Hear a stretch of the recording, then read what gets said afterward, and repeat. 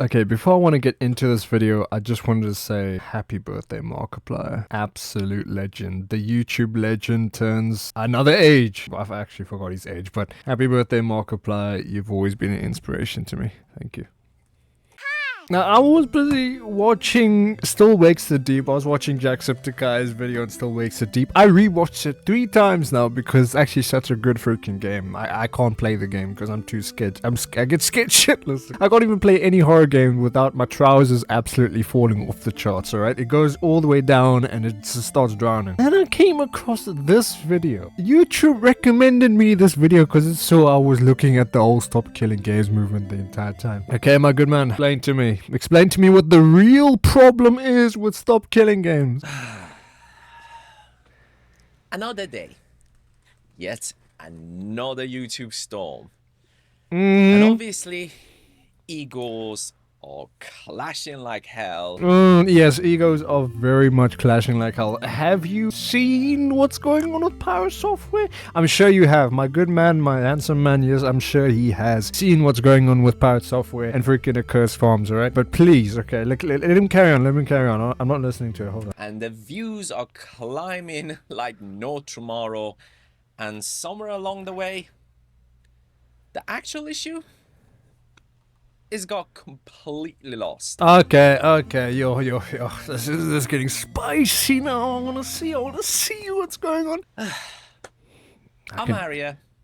Hello. Yeah, why both sides are taking shots, and somehow, still managing to miss the damn point. Okay, yo, this is getting serious. This is getting spicy. Oh my goodness, hold on, I need to set up for this. Look, let me start by saying this. I actually respect both Ross and Pirate Software. Okay, you missed the point completely, my good man. You missed the point completely. Do you know what Pirate Software is doing? Do you know how he had a great impact on Stop Killing? Oh, okay, hold on. I'm getting out of hand. Hold on. Ross had the guts to stand up for something that matters. The idea that when you buy a game, you should actually own it. Okay, I respect that. Vanish one day because a company flipped the switch. Okay. That kind of message resonates. And it should. Because this is a real issue for players. Absolutely. And Pirate, like it or not, he's built a platform by being brutally honest about what he thinks. The dude is sharp, he's direct, and well, he's not afraid to say when he thinks something smells like bullshit. No. Do you understand? No. Don't tell me this guy doesn't understand what's going on. Do you understand what Pirate Software said? He literally said, eat his entire ass, the entire 360 degrees, freaking volume 5 liters of his entire ass, because he doesn't want to support Stop Killing Games. I am a video game. Do you play video games, my good man? Do you play video games? Alright, hold on. Well, clearly in this case though, he got things wrong. Okay. Now. Still, that's powerful when used with care. Oh. But here's the problem. I think they both missed the mark. Okay, you can't say, my good man. Penguin Zero missed the mark, Accursed Farm missed the mark, and freaking Some Ordinary Gamer missed the mark, and freaking all the other small YouTubers I've been watching that missed the mark. Okay, tell me about it. Pirate turned what could have been a serious discussion into a creator drama. Okay. He framed the whole thing as an attack on developers, which it wasn't. He used languages like, what was it? Used car salesman? Called the movement like garbage and reduced the whole preservation debate into a stream of insults. Don't forget, he said he wanted people to eat his entire... And well, when people pointed out where he got things wrong, he didn't stop.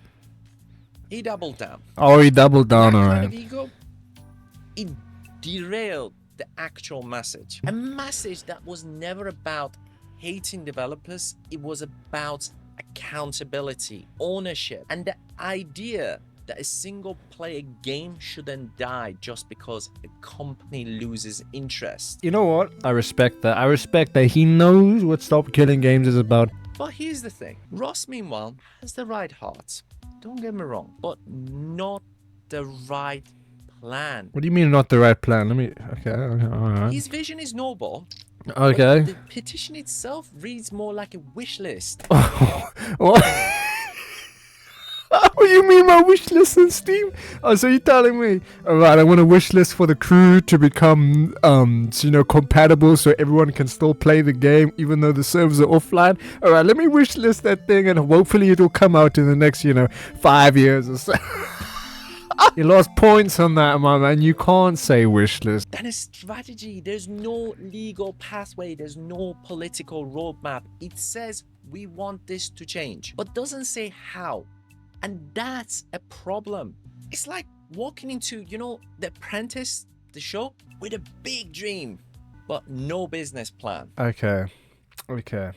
Listen. Let me go. Oh yeah, I just installed this today. Yes, I'm goated. Alright, I watched PewDiePie's video and I installed this. Yeah, let's go! 619,000! So let me tell you. It's a consumer movement. It's a consumer movement. Why do we need to explain to a developer how to program their game so there's an end-of-life solution? That doesn't make any sense. This is a consumer movement. It is not our job to inform developers how to code their game so it has an end-of-life solution. That's not the whole point. The whole point of the Stop Killing Games initiative is to raise awareness and attention so the European Union, they can take action and allow the developers to make end-of-life solution. So when the games can't be supported anymore, they can allow offline servers, etc., etc. So people can still play the game they bought, And you stand there and you say, I believe in this product. But when they ask for numbers, logistics, anything real, you go, meh. The whole sack of grain that he did in his latest video comparison just doesn't really work. Games aren't packs of rice. What? Yes. What do you mean games aren't packs of rice? Of course they aren't packs of rice. You're thinking about food? No. You can't be thinking about food, my man. You should have ate something before you started this thing, man. Oh my goodness, man. Let's see what he has to say about games being packs of rice. Hold on. They're software. Okay. And software is tied to layers of contracts, licenses, and tech dependencies. And the developer might not even have full control of it. Take an example. Like a Dragon Lost Judgment, that game nearly didn't come to PC. Not because of DRM. No. But because the talent agency representing one actor didn't want his face on Steam.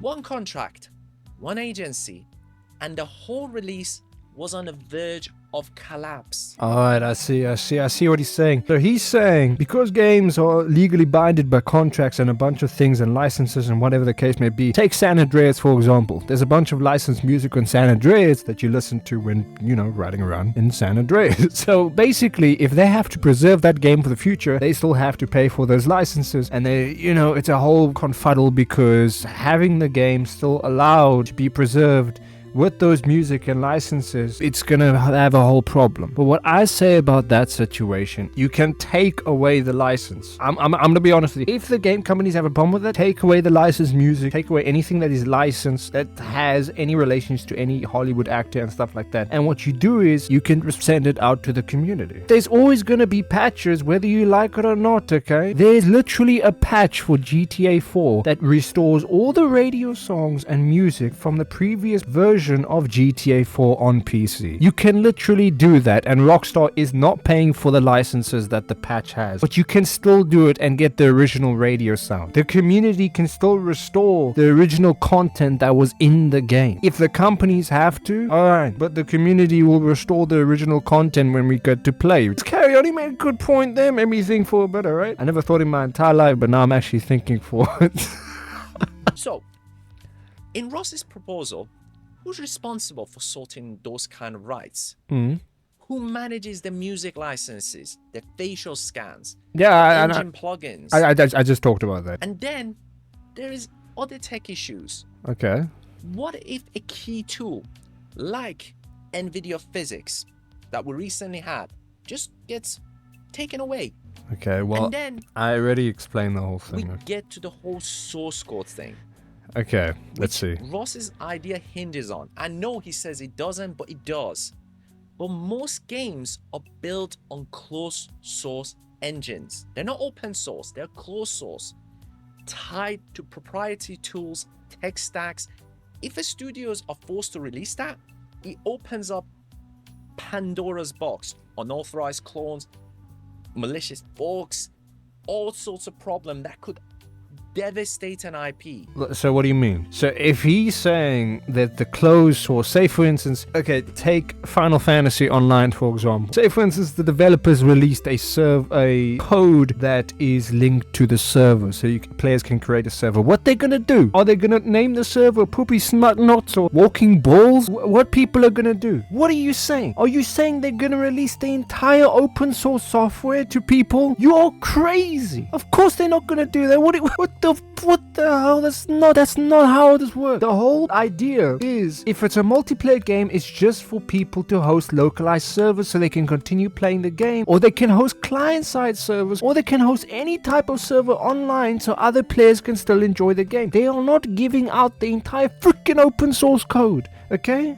Bloody hell. Just look at Windows XP. Love that.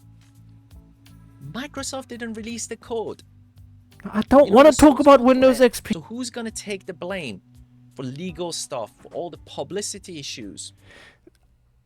Yeah, you making my face that I'm making right now, my friend. I'm not... As I said before, they are not going to release the entire freaking... And that's the part of Ross's plan that just doesn't answer. It's not about just who owns the pieces, who takes the risks, and who cleans up the mess if things go wrong. Yeah, that's the type of face I'll make because you're confusing me right now, my good man. Listen. Go make yourself a nice pot of rice, eggs, salad, something on the side there, some juice, so you can drink and have a nice time in bed. You need to think about what you just said, my good man, okay? Calm down. I said calm down, alright? Then we can get back on track, alright? And this brings us to the bigger issue, the one that we should be fighting.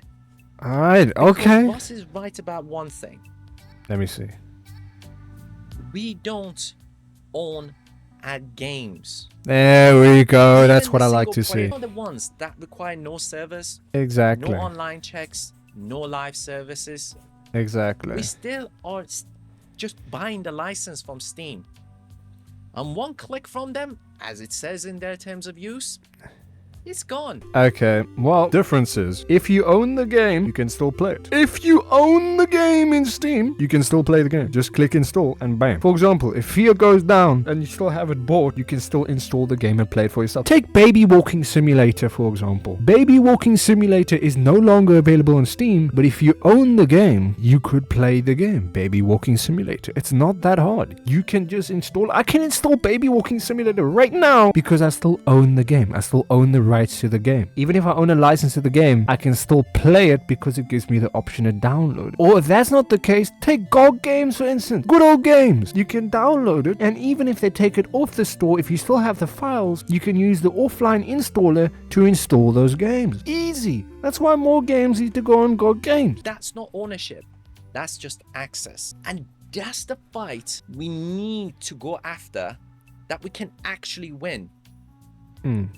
If I buy a single player game through Steam, no multiplayer, no live content, then Steam has no reason not to sell it the way GOG does. DRM free. There we go, you mentioned it. Back it up. Let me keep it.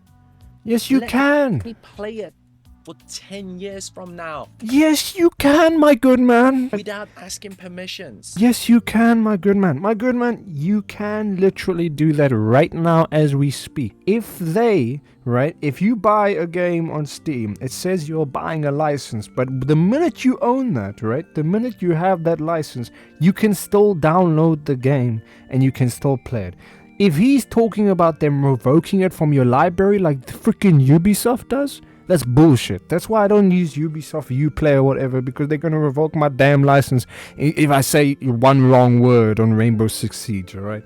But not that they did, because I don't play that. Correct me if I'm wrong, right? Correct me if I'm wrong in the comments. If I'm spreading false information, please correct me if I'm wrong in the comments, and I'll definitely read your comments, alright? Let's carry on. There is the other side of this whole argument. The part that nobody likes to admit, or at least talk about. If you don't want companies forcing always online requirements into single player games that don't need them, guess what? Then stop giving them reason to vote with your wallet. Yeah. We complain about these live services, but then we drop £40, whatever, on weapon skins.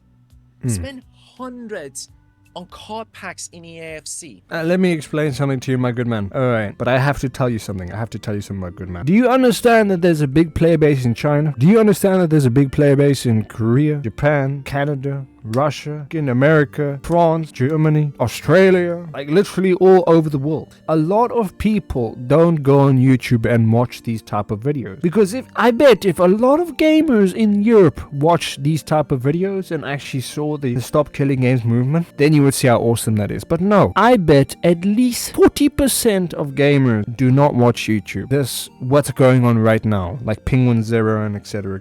I grew up on YouTube, so I know what's going on. I bet there's tons and tons and tons of gamers that do not use YouTube. They don't know about the Stop Killing Games movement, and they just want to play a game to take their life away. Some people have the money. They are going to buy it regardless because they see it's a cool skin, and some people are just buy happy, wallet happy, not trigger happy, wallet happy, and buy every single skin imaginable because they want to do that. There's so many different type of gamers out there. You can't just tell someone to vote with your wallet. I'm going to be honest with you, this won't change anything. Voting with your wallet changes nothing. What actually needs to happen is that companies will allow people to actually play games offline. That is it. That is the whole reason why Stop Killing Games exists, so we can play games offline, okay? So it doesn't need an online requirement. That is what I'm talking about. Or pay monthly battle passes for content that we already have bought, and it just keep getting recycled over and over again. And you know,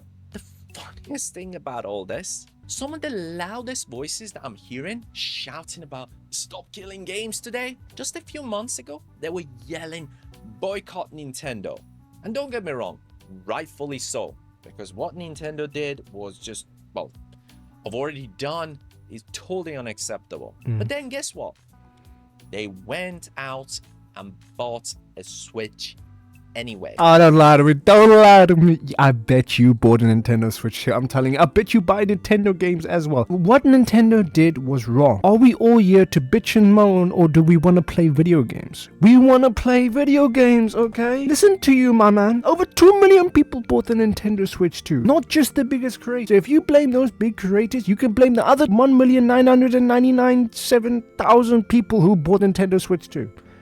So please, even if the biggest creators bought the Nintendo Switch 2, doesn't mean it's a problem. But if they said something and they don't go back on their word, then it is a problem, like some ordinary gamer did. He said don't buy the Nintendo Switch 2, but he went and bought it anyways. But I don't blame him, because everyone wants to play video games. I mean, for goodness sake, video games in 2025 is crazy. We got Stellar Blade on PC, for frick's sake, we got Black Myth Wukong the other day, and there's so many freaking good games. So many freaking good games that come out, and we want to play. System Shock 2 remaster is just being released. We all video games, and we all want to play video games. So there's nothing wrong with big creators buying these things. But if they didn't go back on their word and they said for people to not buy Nintendo Switch 2, then they made a mistake.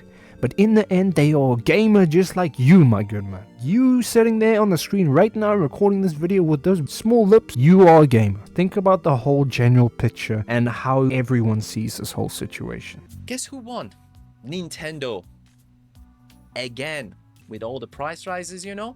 And this, so... Price rises is inevitable. Like, inflation is inevitable. It's gonna happen in the future, right? But it just means that jobs will have to stop paying a bit more, so then we can keep up with the inflation, all right? We keep rewarding the very system we're complaining about. And until that changes, nothing will. Yes, I know, my good man. Okay, so he does make very valuable points, but still, prices are going up, jobs have to go up as well, okay? I read a dystopian story, I forgot the name, but a price of noodles, a packet of noodles costs $150 in the future. $150 for a packet of noodles. It means they have to increase the income of employees that work at their company, so they can pay them off nicely, so people won't have to go homeless. That's exactly what's going on. Okay, let's carry on.